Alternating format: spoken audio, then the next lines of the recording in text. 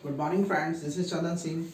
Today we are discuss about the new topic that is autosomal inheritance. In this topic we are discuss 2 points.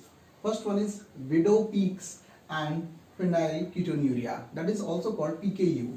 They both are example of the autosomal inheritance disease. So in this topic we are discuss firstly widow peaks.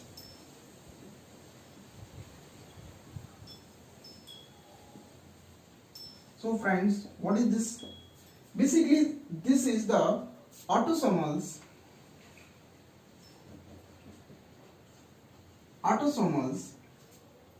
dominant gene. It is determined by the autosomal dominant gene, which may be homozygous and you can mention like this. This is autosomal dominant यानी कि homozygous conditions को दिखाया गया यहाँ, और second is heterozygous, that is like this. So that is second heterozygous conditions. It may be resultant about homozygous and heterozygous, both the condition. What is the basically result about the widow peaks? In this result, in the widow peaks, the V-shaped hairlines are possibles. V-shaped hairline are possibles on forehead. That is very important about the widow peaks. That is autosomal dominant gene. It will be passed with the offsprings with respect of the from the parents. So that means that is conditions is arises from the homozygous condition as well as the heterozygous condition. तो यहाँ पर समझने वाली बात क्या है friends, कि जो विडो पीक्स हैं उसमें आपका जो हेयर लाइंस है यानी कि जो बालों का जो है वो वी शेप, किसी किसी के यहाँ वी शेप बनता है. ये वी शेप जो है वो फोरहेड पर देखने को मिलता है, और ये रीजंस किस वजह से आते हैं, ये ऑटोसोमल डोमिनेंट जीन की वजह से आते हैं. यानी डोमिनेंट जीन जो है वो 100% अपने कैरेक्टर्स को रिप्रेजेंट करती है, जिसमें वो हेट्रोजाइगस कंडीशंस में भी हो सकती है और होमोजाइगस कंडीशंस में भी. दैट मीन कि उसके रिजल्ट अगर वो इनहेरिटेंस नेचर्स में है, दैट मीन अगर वो पेरेंट्स में है तो 100% यानी कि 100% उसके रिजल्ट आने वाली जनरेशंस में ट्रांसफर होंगे. ठीक है ना, चाहे वो होमोजाइगस कंडीशंस को शो कर रहे हो या फिर हेट्रोजाइगस कंडीशंस को, ट्रांसफर 100% होगा, क्योंकि वहां पर जो चीज है वो क्या है, डोमिनेंट. और डोमिनेंट का पहला ही नेचर है कि वो हमेशा अपने आप को एक्सप्रेस करता है अगर वो प्रेजेंट है तो, चाहे वो डोमिनेंट हेट्रोजाइगस कंडीशंस में हो या फिर होमोजाइगस कंडीशंस में. तो यहाँ पर दोनों की दोनों जीन्स जो है वो दोनों के दोनों आपके अपने आप को रिप्रेजेंट करेंगे, और यहाँ पर सिंगल जो है ये अपने आप को, यानी कि कुल मिला के यहाँ पर दोनों ही जीन अपने आप को एक्सप्रेस करेंगी. Now second one is phenylketonuria. Phenylketonuria क्या होता है friends, let's be start. Second, phenylketonuria ये ऑटोसोमल रिसेसिव जीन है.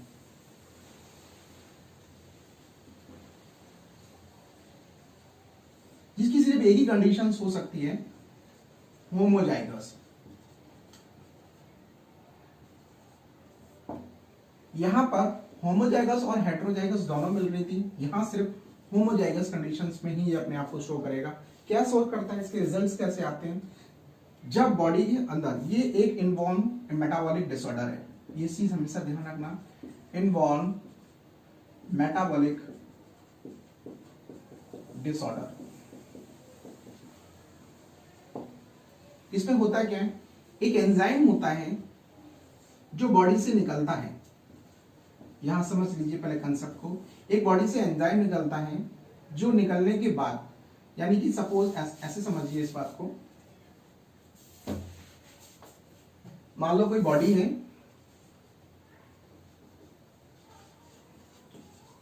इस बॉडी से एक एंजाइम निकला।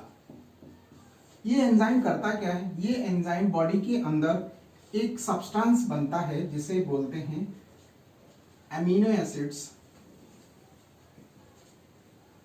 फिनाइल लैलानाइन।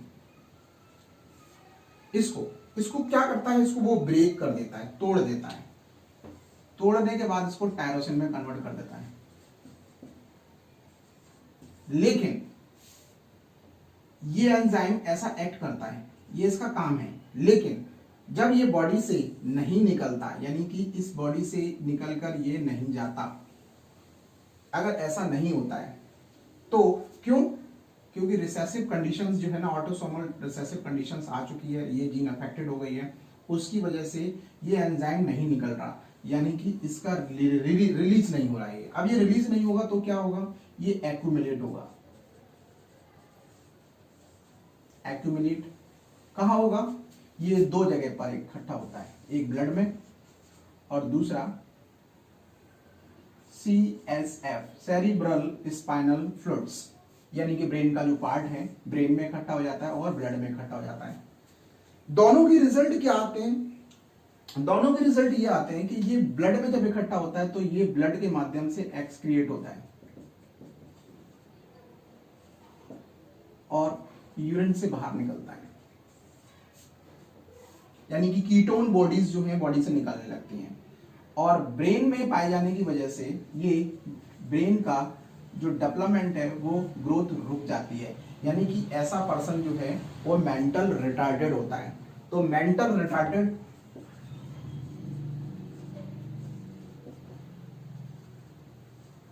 रिटार्डेशंस जो हैं वो रिजल्ट्स आ जाते हैं।